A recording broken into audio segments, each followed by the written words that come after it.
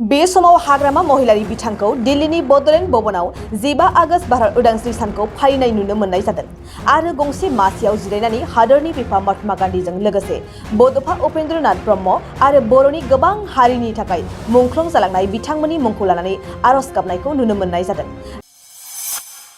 नाथाय दिनैनि बे गोथार बुब्लियाव उदांस्रि सानाव हाग्रामा महिलारि बिथांनि मासियाव जिरायनानै उदांस्रि सान फालिनाय आरो हारिनि बिफा महात्मा गान्धीजों लोगोसे बड'फा बिथांमोननि मुं लानानै मान बावनाया बेसेबां गनायजाथावना। जाय समाव दिनै भारत नाङैनो भारत उदांस्रि सानजों लोब्बा लाखिनानै मान बावनाय बिबुंथि होनायखौ नुनो मोननाय जादों। गासैबो जौसाङाव गसंनानै एबा हाबाफारियाव गसंनानै मान बावनायखौ नुनो मोननाय जादों। नाथाय हाग्रामा महिलारि बिथांखौ गंसे मासियाव आरामै जिरायनानैसो मान बावनायखौ नुनो मोननाय जादों।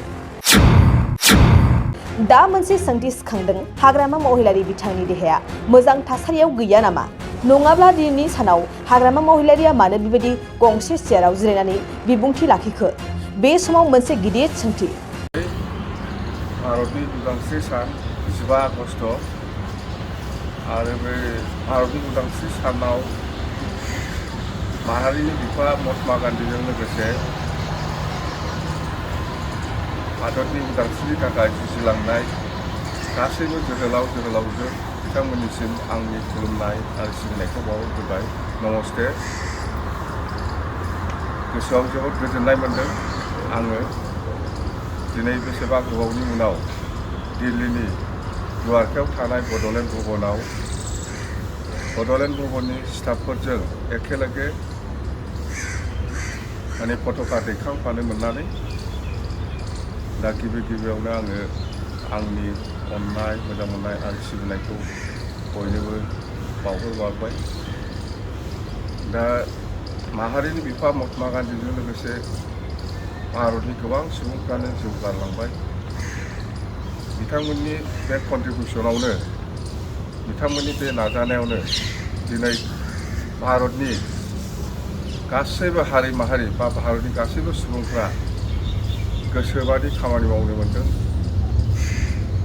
गोसोबादि राजनिति खालामनो हादों, गोसोबादि लेखा फरायनो हादों, गोसोबादि खामानि मावनो मोननाय जिथु अधिकार, बिथांमोननि कन्ट्रिबिउसनाव जोङो दिनै गासिबो माहारियानो फ्रि जानानै दं।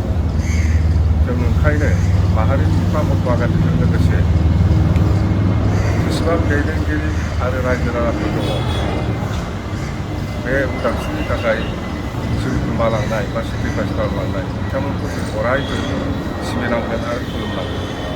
लोगोसे आङो जोंनि बर'नि बिफा उपेन्द्र नाथ ब्रह्मजों लोगोसे बालिराम बर', सोमला बसुमतारी, सिलागां बसुमतारी, प्रेमसिं ब्रह्म, गिरीश्वर ब्रह्म, हरखाब नार्जारी, अन्थाइगोरा बड'सा बिथांमोनखौबो आङो लोगोसे गायदे हेलेना बिथांमोनखौबो आङो दिनै सिबियो, खुलुमो।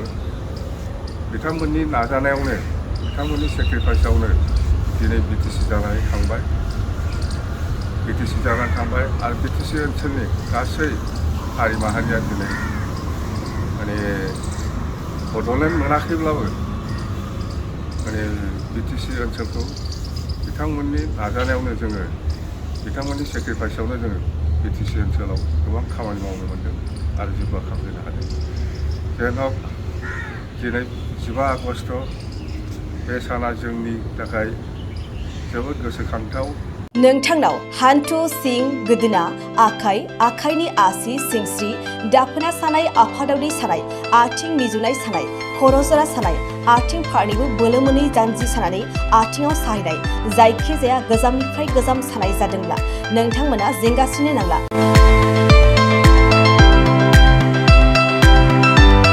नोंथांमोननि थाखाय खम बेसेनावनो लाबोदों फिल नेचार जइन्ट पेन वेल।